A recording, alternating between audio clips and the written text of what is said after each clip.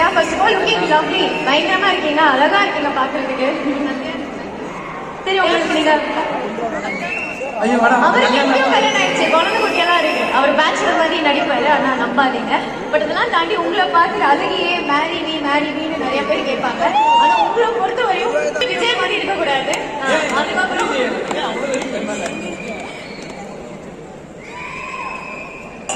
Music பத்தி தான் பேசணும். கோவிந்த் சார், பிரேம் சார் என்ன பண்ணிருக்கீங்க? அந்த கமலஹாசன் சாரோட பாடம் ஐயோ மேஜிக்கலா இருக்கு. Super, congrats, great all around.